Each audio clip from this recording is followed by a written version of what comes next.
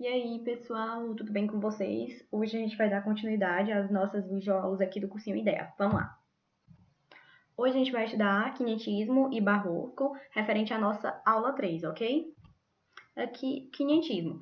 Vocês estão vendo aí duas fotos, duas pinturas. No nosso lado direito, a gente tem uma pintura na qual representa, vocês estão podendo ver, os índios ao redor de uma figura religiosa, que no caso aí é um padre, na qual essa pintura ela retrata a primeira missa no território brasileiro, ok? E a figura da esquerda, a gente vê quando as frotas começaram a chegar aqui no território que hoje é o Brasil. Aí eu tenho um sumário, né, com a nossa introdução, contexto histórico, a produção literária e no final os exercícios para a gente poder fixar o que a gente viu ao longo da nossa aula. Bora lá, introdução. Quinhentismo. O que foi o quinhentismo? O quinhentismo, ele é uma escola literária, só que ao mesmo tempo que ele é uma escola literária, ele é um período histórico também, porque as produções desse período têm um cunho tanto histórico quanto um cunho literário, ok? Aí, a pergunta, por que que recebeu esse nome? Ele recebeu esse nome devido às suas primeiras obras serem produzidas no Brasil, só que elas eram obras produzidas em território brasileiro, só que quem escrevia era portugueses e outros europeus. Aí em qual período ocorreu? Ocorreu no período assim, no período de 1500 até... Ocorreu no período de 1500. O contexto histórico. Como eu já falei, né, foi bem no período das grandes navegações, aí foi no auge do Renascimento, e teve a ruptura também, teve influências da ruptura da igreja, né, com a Reforma, aí a Contra-Reforma e a Inquisição. Foi no período também da descoberta no Brasil, entre aspas, porque o Brasil já existia, né, e não existia ainda um sentimento totalmente nacionalista, ok? É tanto que era escrito por portugueses. A gente só vai ver que foi na nossa próxima escola literária que vai começar a surgir esse sentimento nacionalista. É a produção literária. O quinhentismo, as produções literárias que compõem o quinhentismo, é a literatura jesuítica e a literatura informativa. Na literatura jesuítica, a gente tem o padre José de Anchieta como grande exemplo, e na literatura informativa, a gente vai ter o Pero Vaz de Caminha, que ele era o escrivão-mor da primeira frota de portugueses que chegaram aqui no Brasil, ok? Na literatura informativa, no nosso lado esquerdo a gente vai ter o escritor e a obra, e no lado direito os aspectos gerais da produção da literatura informativa. Em relação ao escritor e à obra, como eu já falei, a gente vai ter Pero Vaz de Caminha, na qual ele vai enviar cartas com o cunho de descrever os aspectos físicos dos índios que habitavam o Brasil e a parte geográfica também do Brasil. Ele vai enviar essas cartas para o rei Dom Manuel. Só que a gente vai perceber, quando a gente vai lendo essas cartas, que elas vão ter uma visão totalmente europeia, certo? E as cartas de Pero Vaz de Caminha, elas foram chamadas de certidão de nascimento do Brasil. Aí, em relação aos aspectos gerais, a forma era em relatórios /diários, tinha também a parte de crônicas de viagem e as suas cartas, relatórios e crônicas, elas possuíam uma minuciosidade na sua descrição, ou seja, tipo, falava de absolutamente tudo, bem descrito de como era que ocorria. E um dos principais assuntos que eles gostavam de colocar era da nudez das Índias, porque os europeus viam como aquilo algo extremamente absurdo, tipo, algo inédito. E já os índios, na sua ingenuidade, achavam totalmente normal, né? E os europeus, né, nas frotas europeias, eles foram os primeiros a disseminar doenças europeias para os índios. E eles descreviam também, aliás, o Pedro Vaz Caminha gostava de descrever também os rituais, principalmente o ritual antropofágico que os índios faziam. Aí aqui tem um trecho da carta de Caminha, na qual ele fala, e vocês podem perceber na parte que ele coloca assim, ó, andam nus, sem nenhuma coberta, ou seja, é a visão totalmente europeia, na qual ele achava aquilo absurdo. É tanto que ele fala assim, ó, nem estimam de cobrir ou de mostrar suas vergonhas. Essa parte de suas vergonhas é os seus órgãos. E nisso tem tanta inocência como em mostrar o rosto, entendeu? Aí a gente vai ter aqui a literatura jesuítica. A gente, no lado esquerdo, tem o escritor e a obra, e no nosso lado direito, os aspectos gerais. Do mesmo modo como foi a literatura, a distribuição, tá? Do mesmo modo como foi a literatura informativa. Vamos lá, escritor e obra. A gente tem um escritor de extrema importância, que foi o padre José de Anchieta, na qual ele protegia, tinha o intuito de proteger, a literatura jesuítica tinha o intuito de proteger e de catequizar os índios.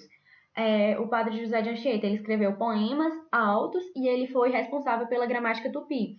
Porque como os índios falavam tupi, os portugueses, os europeus, não conseguiam entender o linguajar dos índios, né? E o padre José de Anchieta, ele conseguiu fazer essa gramática para facilitar a comunicação de ambos os lados. E ele usava bastante autos e encenações para mostrar aos índios coisas sobre Jesus Cristo, coisas que tinha na Bíblia. E com isso poder catequizar os índios. Aí os aspectos gerais é que os jesuítas, eles surgiram a partir da Contra-Reforma, com a criação da Companhia de Jesus, e tinham um trabalho totalmente catequético, e eles também foram bastante presentes na desculturalização do índio. O que foi isso?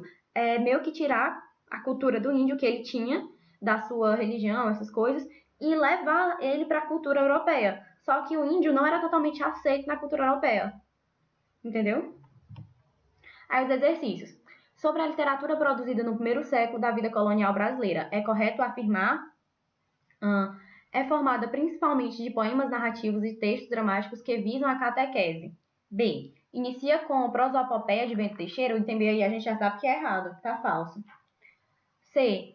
É constituída por documentos que informam acerca da terra brasileira e pela literatura jesuítica. Pode ser um item. D. Os textos que a constituem apresentam evidente preocupação artística e pedagógica? Não apresentava preocupação muito artística nem muito pedagógica. O item E. Descreve com fidelidade e sem idealizações a terra e o homem, ao relatar as condições encontradas no Novo Mundo. Não é idealizado, ele altamente descreve tudo. Então, o nosso item verdadeiro é o item C. É constituída por documentos que informam acerca da terra brasileira e pela literatura jesuítica. Segunda questão. Lê a estrofe abaixo e faça o que se pede. Ok. Assinale a afirmativa verdadeira considerando a estrofe acima, pronunciada pelos meninos índios em procissão. Ok. Dos vícios já desligados, nos pajés não crendo mais, nem suas danças rituais, nem seus mágicos cuidados. Ou seja, nesse trecho aí a gente está vendo que os meninos índios, eles pronunciavam isso, na qual fala que eles não estão mais ligados aos vícios, não estão crendo mais nos pajés, que era o como é que se pode dizer? Era a figura mais importante na tribo indígena, e ele não crê mais nessas danças, ok? Aí vamos ver o item A. Os meninos índios representam o processo de aculturação em sua concretude mais visível, como produto final de todo um empreendimento do qual participaram com igual empenho a coroa portuguesa e a Companhia de Jesus. Verdadeiro. O item A é o item verdadeiro, mas vamos ver os outros itens. B. A presença dos meninos índios representa uma síntese perfeita e acabada daquilo que se convencionou chamar de literatura informativa? Não, gente, não é literatura informativa, é literatura jesuítica. Item C. Os meninos índios estão afirmando os valores da sua própria cultura? Não estão afirmando, né? Porque ele fala aí no trechozinho que não crê mais nos pajés e dos vícios, eles já são desligados. O item D. Os meninos índios são figuras alegóricas cuja construção como personagem atende a todos os requintes da dramaturgia renascentista? Não, nada a ver. E o item E. Os meninos índios representam a revolta dos nativos contra a catequese trazida pelos jesuítas de quem querem libertar-se tão logo seja possível. Não, porque eles não falam de libertação. A única libertação que ele está falando aí nesse trecho é a libertação da sua própria cultura, ou seja, processo de aculturação, ok? Então, o item certo é o item A. Aí aqui tem um gabarito, primeira C, segunda A. Aí a gente vai para a nossa segunda escola literária, que é o Barroco, na qual a gente tem 3 imagens aí, da qual eu tirei da internet. No nosso lado direito a gente tem um padre... Tem uma foto do Padre Anchieta e do Gregório de Matos, ok? Do Padre Antônio Vieira e do Gregório de Matos. Na foto do meio, são esculturas. Na foto do meio e na imagem da esquerda, são esculturas barrocas. Sumário, com a introdução, contexto histórico, com as características gerais e autores e produções. No final, aqueles exercícios, do mesmo modo, a gente poder fixar. A introdução. O barroco surgiu no período do Novo Mundo relacionado à descoberta do Brasil, quando os portugueses começaram a vir colonizar o Brasil, começaram a ter a primeira capital no Brasil, que foi Salvador, né? E formação de uma sociedade brasileira, exatamente. Formação da sociedade brasileira está diretamente relacionada com as capitanias que ocorreram aqui no Brasil, a divisão como o Brasil teve no começo, e tendo Salvador como a principal sociedade daquela época. É tanto que eles tinham uma mentalidade colonialista ainda, e foi no auge do século XVIII, e um negócio que estava bastante intrínseco entre eles era o dualismo, porque eles não sabiam se eles continuavam acreditando nos valores renascentistas ou então nos valores religiosos, tipo, relacionados à igreja, entende? E começa a ter aí a crise dos valores renascentistas, que com essa crise dos valores renascentistas, a gente vai ter a volta dos valores da Idade Média, que era tido como a igreja como detentora de todo conhecimento, ok? Aí o contexto histórico, período da Contra-Reforma, que o período da Contra-Reforma foi justamente quando a igreja ela começou a impor, ela deu uma resposta sobre a reforma protestante que ocorreu. E o barroco tinha um cunho de um valor religioso, ele ocorreu principalmente, teve grande importância porque ocorreu na Bahia, relacionada diretamente com o ciclo da cana-de-açúcar, que foi o primeiro ciclo econômico brasileiro. Começou a ter características também da invasão holandesa, quando eles chegaram e tal, essas coisas. E com isso surgiu com o poema Prosopopeia de Bento Ribeiro. O barroco deu início a partir do poema Prosopopeia do escritor Bento Teixeira. Desculpa, gente. Aí as características gerais. Como eu já tinha falado para vocês, relacionado a essa parte do dualismo, que era o conflito entre o corpo e a alma. Relacionado à parte da questão do tempo também. Porque, tinha um existencialismo com uma carga altamente religiosa, juntamente ligada a essa parte da angústia existencialista, que eles não sabiam o que é que eles estavam fazendo na Terra, entende? Se isso era só uma passagem, o que é que ia vir depois disso? Que está diretamente também relacionado com essa preocupação da morte. Ok, a gente está aqui na Terra vivendo tudo, mas e aí, quando a gente morrer, a gente vai para onde? Aí a gente vai ter também um conflito entre o cultismo e o conceptismo, no qual o cultismo está mais relacionado com uma coisa totalmente certa, e o conceptismo já é formalismo, entende? São ideias mais complexas, e o cultismo são ideias menos complexas, certo? Aí a gente vai ter bastante presença de paradoxo, antítese e hipérboles. Aí a gente vai ter o cultismo, o gongorismo, que é um formalismo, com jogos de palavras, são textos mais rebuscados e uso de figuras de linguagem. Já no conceptismo, a gente vai ter uma linguagem conectiva, está mais relacionado com o que é um jogo de ideias, formalismos e ideias mais complexas. Aí os autores das suas produções. A gente vai ter maior destaque, vai ter tanto produções na prosa como produções em formato de poesias. Aí na prosa a gente vai ter o Padre Antônio Vieira, com seus autos, e na poesia a gente vai ter o Gregório de Matos, que vai ter suas poesias divididas em três períodos, literalmente. Vai ter a lírica, amorosa, a religiosa e as suas poesias satíricas. Aí o Gregório de Matos. Na sua poesia lírica, o principal objetivo era mais um cunho amoroso, na qual tinha um enaltecimento e elogios. Só que a gente vai perceber também uma dualidade semântica. Nos seus poemas religiosos, o principal objetivo é o cunho de perdão, na qual o eu lírico, ele aproveita todos os prazeres da vida, só que quando chega no final da noite, no final do dia, ele pede perdão. E é tanto que a gente consegue subentender que nos poemas religiosos, que quanto mais ele pedia perdão, era como se Deus perdoasse ainda mais. Ou seja, quanto mais coisas prazerosas, coisas que eram vistas como pecadoras, mais perdoado ele era. Aí a gente vai ter também um enaltecimento de figuras bíblicas. Há nas suas produções satíricas, que foi aonde ele mais se destacou.